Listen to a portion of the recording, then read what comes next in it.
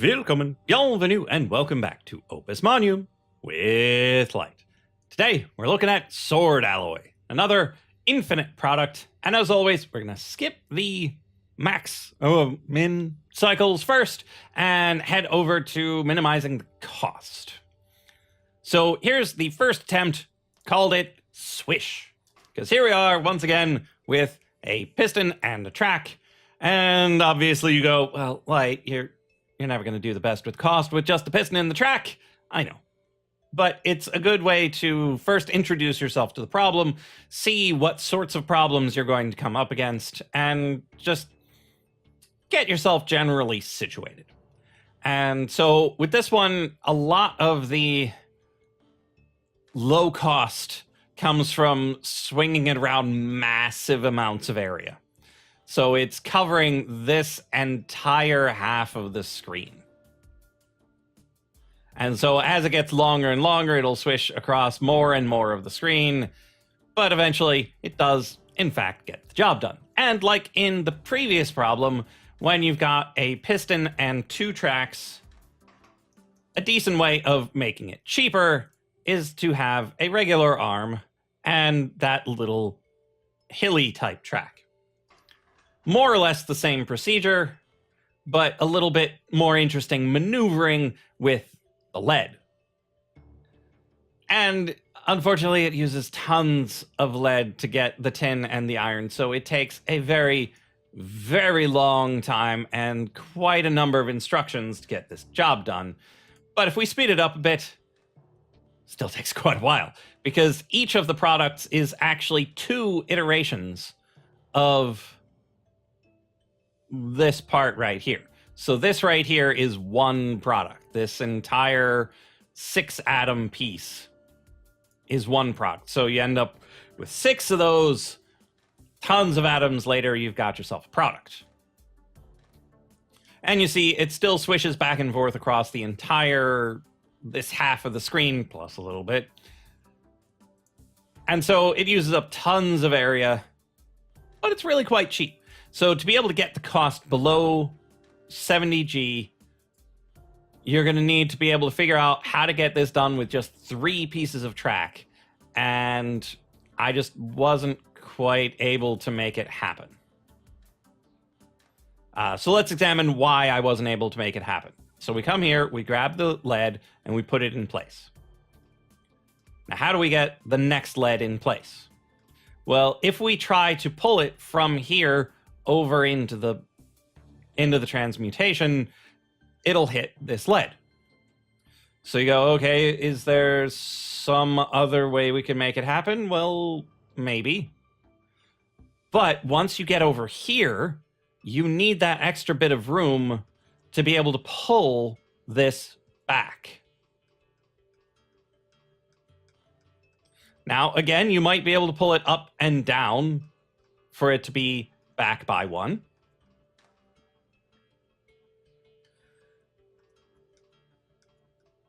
But then you run into positions like this where you're like, I need to pull it straight in. Well, it's okay for now.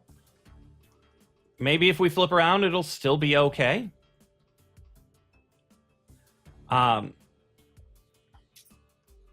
So you look at it and you go, maybe. We might be able to get this done with 1 fewer track. And so what you do is, okay, let's try it. We've got ourselves a big old bumpy road.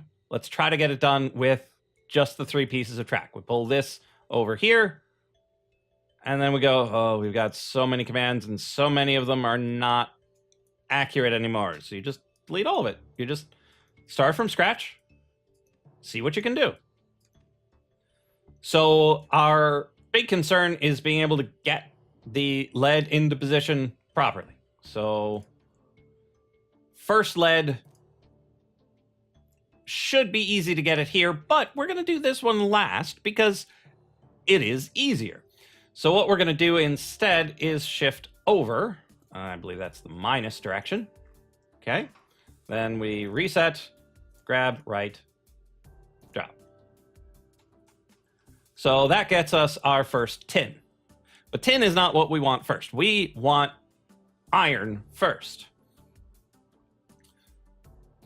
So, well, what do? Well, oddly enough, that tin will eventually be easy to do stuff with. So we just move in the plus direction, grab it, move it out of the way, and hope that this doesn't interfere with our final product once it's back over here. Should be fine, because it should just be right along here. Yeah? Should be fine. Everything will be fine. And then we repeat this first process. So we just copy and paste.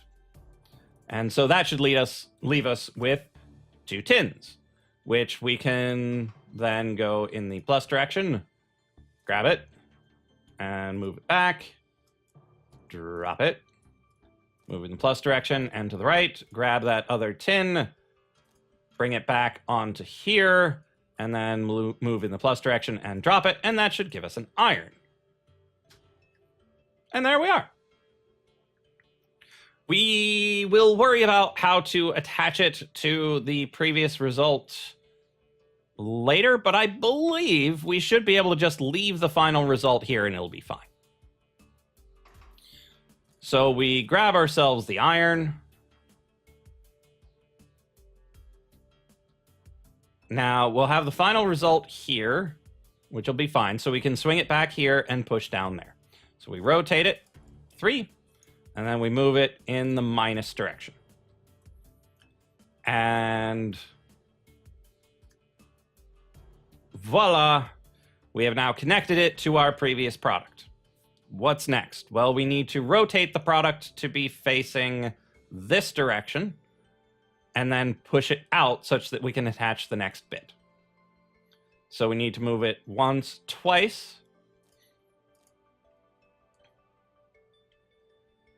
And then I believe that's in the minus direction. It's hard for me to remember with these loops which way is which. Okay, so now we have that with the product coming out this way. And now we reset. And then we build ourselves a tin, which is this. And if you don't know how to scroll the thing while you're holding something, you just hold down Shift and use the scroll wheel. Okay, so that'll give us a tin. And then we move this way, grab, and then we rotate it all the way back around and minus. And there we are.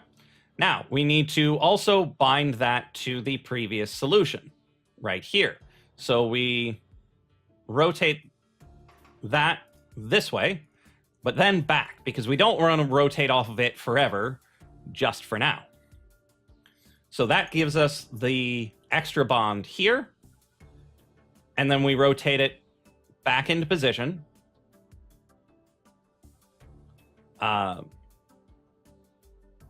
We release it, move in the minus direction, and then we grab the iron here, and then we're going to rotate it all the way back to here.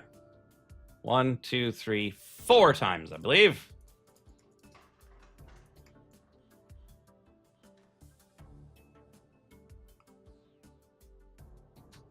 So now the product is facing in this direction. And we're ready for this tin. But now we're going to have a little bit of trouble trying to get that tin into position because we have to pull it in from below. And this might end up being troublesome. Because if we... Well, we'll be able to grab it from here and move it to here. And then from here to over there. And then from there to here and there to there. Should be fine. We'll be fine. Everything's fine. Stop panicking. Who's panicking? Okay, so we need another tin. So we grab it, we copy it, we scroll it, and we drop it. And so we move in the plus and grab. Now, we were going to go left twice, to the minus once, and then to the left. And then from here, we fidget it that way to get the extra bond into the product, and then back. Then we drop, push, grab, rotate twice, reset.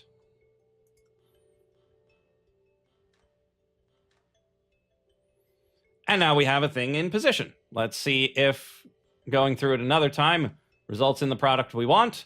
And it does. And now we just keep pushing, and we'll end up with ourselves a 65G solution. And so sometimes you build a solution and you're like, yeah, that's the best I'm going to be able to do. And then you just take a little harder look at it, analyze where you might be able to make a tiny savings. And sometimes it just works. Didn't expect it to work. It just took a little bit of finagling. But you managed to get us that tiny bit lower. And we're going all the way through just such that we have it registered that we got a 65G solution.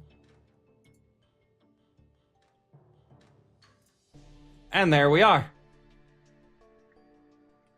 65 instead of 70, which was already better than the top percentile of 80. Whew. So what do we call this? Well, we had a nice little triangle in it, so let's call it Triforce. And so that was our bumpy road solution into our Triforce. Now, let's see about our other options. So we've got... Oh, right. It went Swish, bumpy road, Triforce. Now, 2F1B and 2F1B soup are fast, so let's take a look at push and flip for relatively small solutions. Now, this one was not necessarily trying to get it super small. This was just trying to see what you can do about getting it produced in a straight line across. Because all that swooshing nonsense that we did with the cheap solutions, that's just no good for small solutions.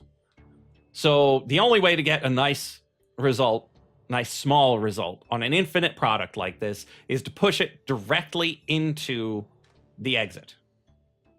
And so this was my first attempt at pushing it directly into the exit. It uses too much track, and the piston's probably fine, but it's just too much track. And with both multi-binders being here, that takes up a lot of extra space. And so our goal is to get rid of one of the multi-binders and use less track. Okay? So that's what we do with flip. Takes a long time, takes 1,230 cycles to finish, but we only have one multi-binder and 2 pieces of track. And the reason we have 2 pieces of track is because of this triangular shape. Without 2 pieces of track, you would need another piston or arm or something, and at that point, why even bother? You just use the 1 piston and 2 pieces of track. And we've got ourselves this multi-binder because, well, it's really problematic trying to get all of these bonds in all of these directions when trying to connect to an infinite product. So the multi-binder really is the way to go. Now, the real trick with flip here is that, yes, we build it in this direction, but it's actually facing the other. We flip it around such that we get bonds in both directions. And so we build this one here, then we turn it around and get the other 3 bonds with the one we had already built. Now, there are empty hexes. They seem kind of necessary for this solution because of all of the flippy shenanigans that we're doing. But again, it might be possible to do it with just 1 binder and move it a little bit closer. But again, I don't know, because you're still going to be flipping things around, and when you start flipping things around, there's trouble. But it's always worth a shot. So let's copy this one, open it up, and give it a shot. So here we are. We want to use this and that. Now, a lot of this is going to be similar, but You just can't trust it. You've got a new setup that uses fewer binders, and so you can't expect it to do exactly what you want. And so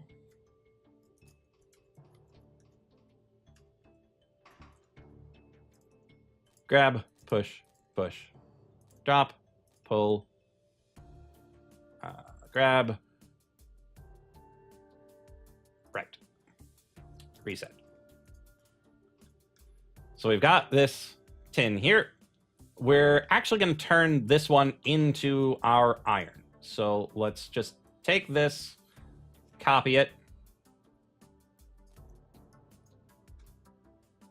We don't want to move it to the right. We actually want to grab it and push it right back to where it was.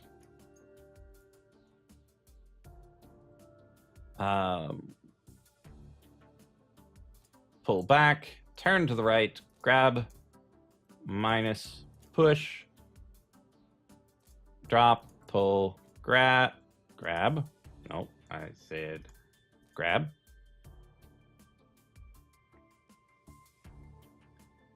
And then to the right, and push and reset. So this should leave us with an iron right here. Okay. Next step. Oh, the problem, we need the straightforward. Right. That's why we had to use the multi-binder. We need to be able to push it straight across. I was just thinking we could flip this around and it'll be fine. No, you need the multi-binder. Because it uses all three directions. Because you need this one right here. If it just went wibbly wobbly through and didn't have the bind down the middle, this would be fine. Using the single binder instead of the multi. But you need the multi when you've got that bind right down the middle. Because without one like this, you're never getting it done. And so if we just had a binder here, which you could do, it would be cheaper. Well, maybe you wouldn't, because you still have this product that you pull back and push forward. It's just a nightmare. So with this multi-binder where it is, you just get the job done. The only other option you would have is having it point the other way such that you can use this space more efficiently. That you might be able to do.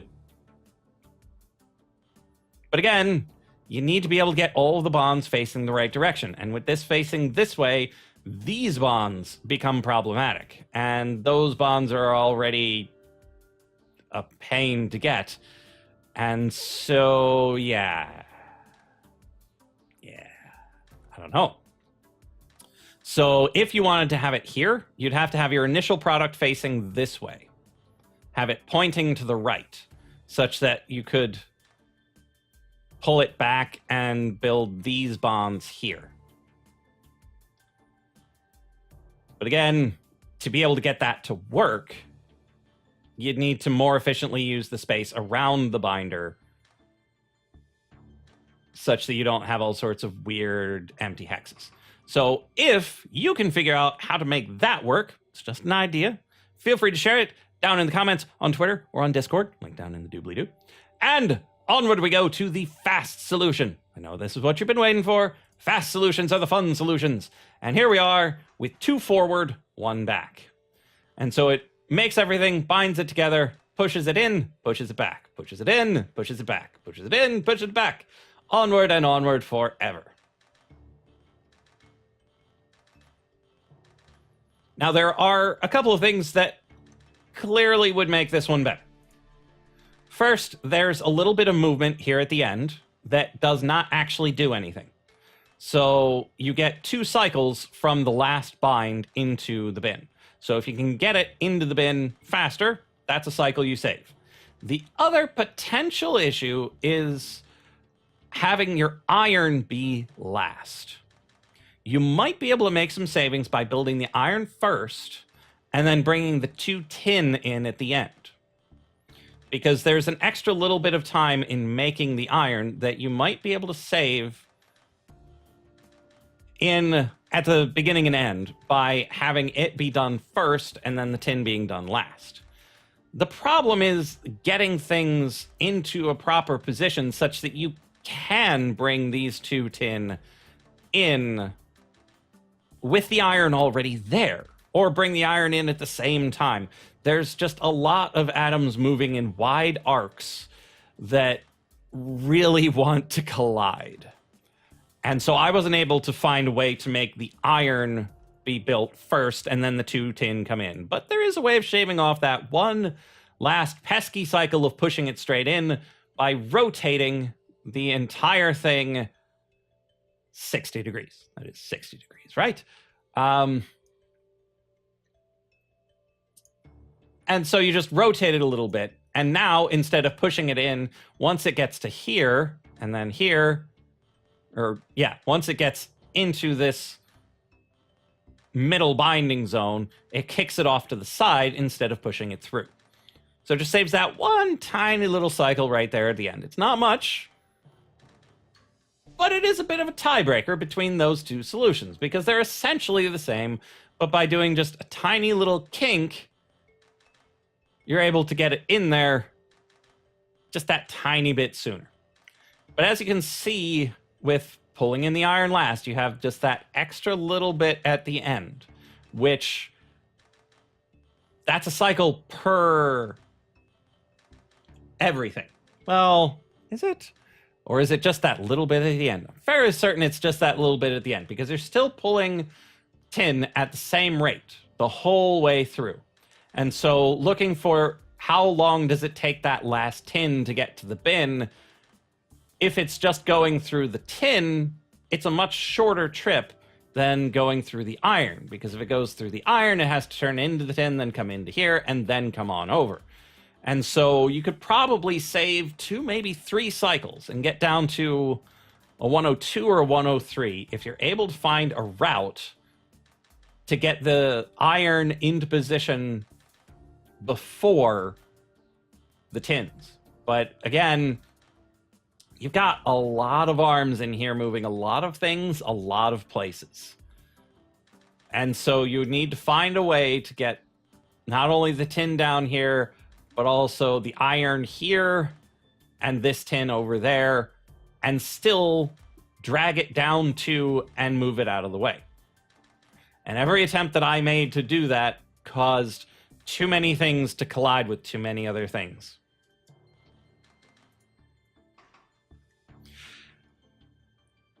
But if you're clever enough and the physics works out for you, you should be able to make it happen.